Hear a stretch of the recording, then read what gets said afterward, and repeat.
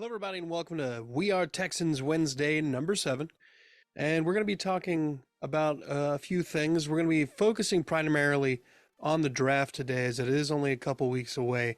And we're going to be talking about 3 positions of need: interior defensive lineman, edge rusher, and center. And I feel like I have a little bit of. I feel like I can talk about those the best, being as I was all of those things when I played. Um, Other than that, we have a 10 like goal on this episode. We also have the efforts of trying to hit 1,000 subscribers on the channel. We're at 329 last I checked, and I'd love to get even closer. Maybe you can be a part of that. The Jaguars fans still have topped the like goal. Last week it was supposed to be 15 for theirs. They only hit 9, but they're the closest one to it. And they have the record for the news series of podcasts with 16. So Texans fans, stand up. It's time. I know we're in hiding, but things are about to get better. Just wait. Okay? Now, obviously, we know all the moves that the Texans have made in the offseason, and we know that there's a lot of things that they can address in the draft, and that's what we're going to talk about today. First of all, let's just quickly run down all the positions that, off the top of my head, I feel like we could use either depth or a starter at: center, linebacker, wide receiver, corner, defensive interior lineman, edge rusher, and I guess not even really a running back anymore because we got Singletary, but wouldn't hurt to maybe grab somebody later on. There's plenty of running backs, and we could, just would be nice to have them on that cheap deal. But let's talk about the most pressing ones. And I wanted to talk about these, and I didn't even label quarterback here, mostly because we assume at pick number 2, we're taking a quarterback. Now, if we don't, I'm not going to be upset. I know a lot of you will be, but I've been banging this table since it kind of looked like we were getting the first overall pick. Don't draft quarterback this year. If you're going to draft one, draft Hendon Hooker. But you don't have to draft him at number 2. So trade back maybe. But assuming that they draft a quarterback at 2, we're looking at picks number 11 and everything else in the draft today. So Texans are on the clock. Pick number 11. Let's look at some of the guys that could be available and guys that could be available later on. Let's start off with the most glaring need on offense, and that's clearly a center who has got some potential going forward. Obviously, the top center in the class, JMS from Minnesota, 24-year-old, fifth-year senior, expected to be a first-round draft pick. I don't know that you have to draft him that high at 11. Maybe you could trade back for him particularly. Maybe to like the mid to later teens. So something like that, and pick up some other stuff. But he's the clear-cut number 1. Everybody's got high ratings on him. My biggest thing, 24 years old, you're not going to get a lot of time out of him before his body starts to just decay. So that's my knock, but that's not even like guaranteed. So, Steve Avila, the center for TCU, 22 years old, projected to be a late second-round pick, potentially a little higher than that. He's 22, which is a little. That's what you're looking for. 21, 22 is nice. That's what you're hoping for, that you get 8, 9 years out of somebody before they really hit those 30s and start potentially, taking steps backward physically. And then that leaves you with Whippler, the center out of Ohio State Junior. He is 21 years old, and he's also projected to be a late second-round pick. Now, to me, this means that I feel like we could definitely wait and trade back from 11 to get more picks and potentially have a higher need above center, and I believe that's fair to say. So I would argue that the most impressive need, I guess, would be um, the defensive line, just generally. Sheldon Rankins is one man. You got Jerry Hughes, who's 34. Both of these guys are in their 30s. You can't necessarily guarantee that they're going to be here after this year. So you got to look towards the future in all of those spots. But edge, I would say, is the most glaring need. Grenard did not step up like we needed him to last year. It was to the Jerry Hughes show, and Rasheem Green's gone. Obo Okoronkwo is gone. So we're gonna need people.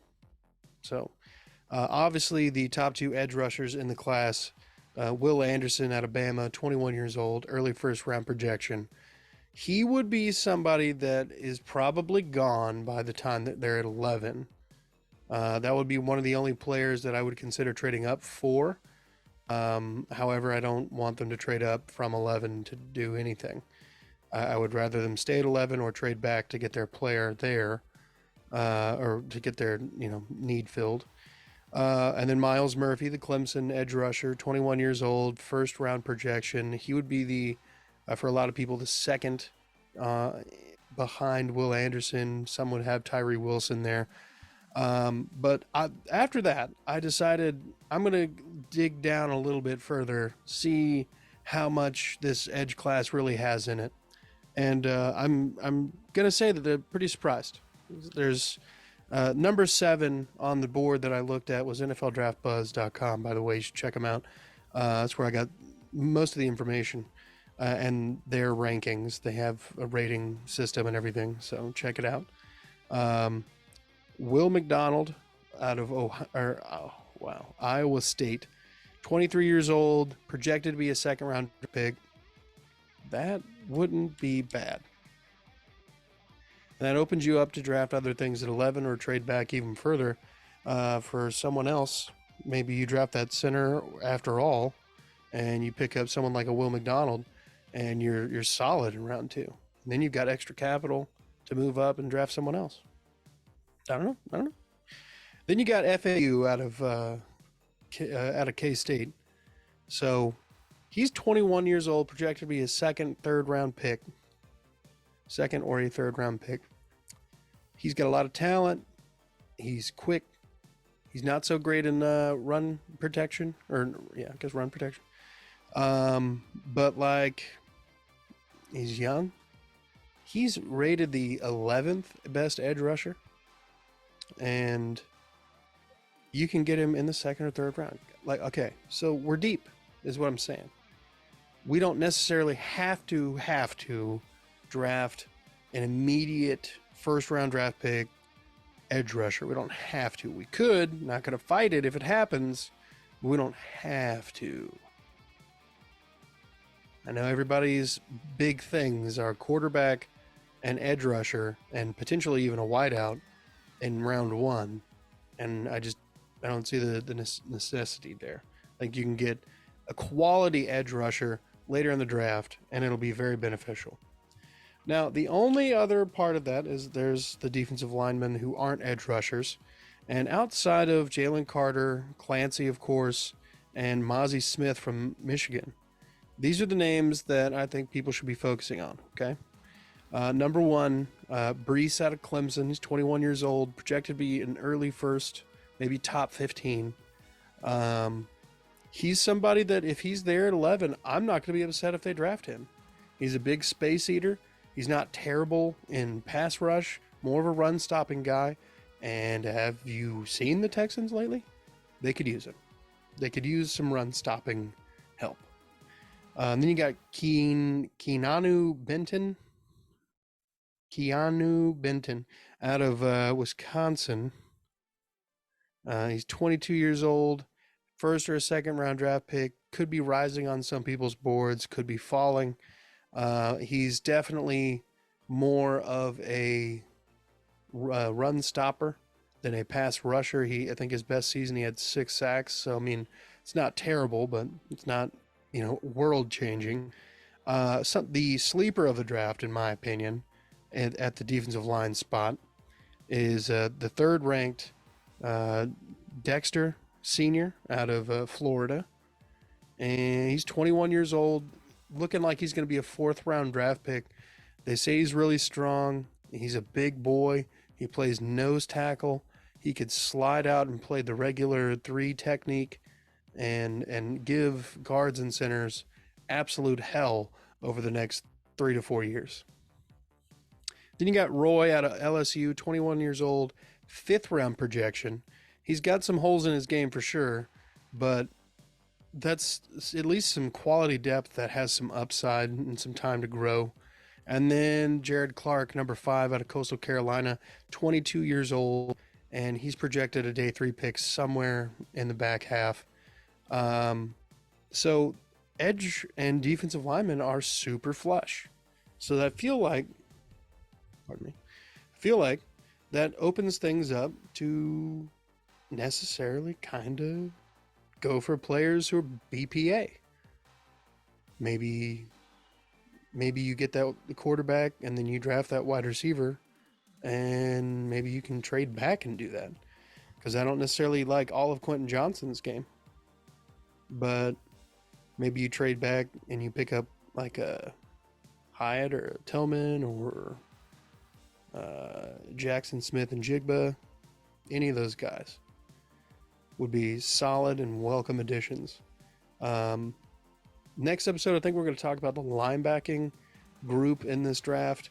We're also probably going to talk wide receivers, and we'll talk more of the lesser known names, and we'll talk about I guess we'll talk about some cornerbacks too. So folks, I want to thank you all for watching, and I want you to go ahead, hit the like and subscribe button. We're trying to get to 1,000 subscribers. 10 like goal on this episode. The Texans, We Are Texans Wednesday is yet to hit it, but we always have more views or enough people to watch it to, make that happen. So let's help it happen. Let's get in front of more people, folks.